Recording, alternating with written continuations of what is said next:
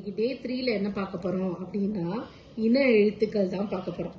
ஏன் இன எழுத்துக்கள் அப்படின்னு சொல்றோம்னா இங்க எழுதியிருக்க இக்கு இங்கு இக்கு இச்சு இட்டு இத்து இப்பு இரு இது எல்லாமே வல்லின எழுத்துக்கள்னு சொல்லுவோம்.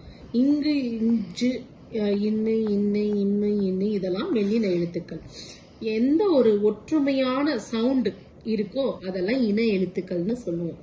எப்படி இக்கு இங்கு கொஞ்சம் சிமிலர் சவுண்ட் வருதா, இச்சு இஞ்சு.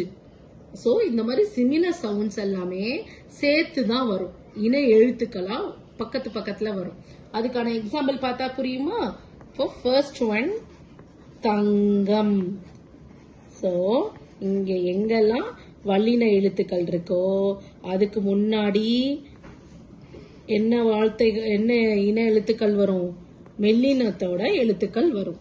இங்கு வந்துதா, இக்கு இங்கு இச்சு இன்னு இட்டு இன்னு இத்து இன்னு இப்பு இன்னு இரு இன்னு இந்த மாதிரி தான் வரும். அடுத்ததுக்கு என்ன பார்க்கலாம்? எக்ஸாம்பிள் மஞ்சள்.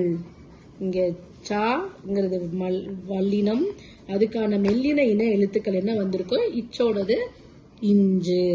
அடுத்தது மண்டபம். இது டா இது பா. ஓகே, மண்டபம். டங்கிறது வல்லினம், மெல்லினத்தோட வார்த்தைகள் அதோட இன எழுத்துக்களா வந்திருக்கு. அடுத்தது தந்தம். இந்த தந்தம். அப்புறம் கம்பர். அடுத்தது தென்றல்.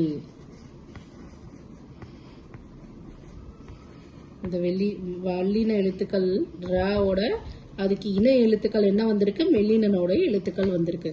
புரிஞ்சுதா இன எழுத்துக்கள்? புரிஞ்சுது மேம். Thank you.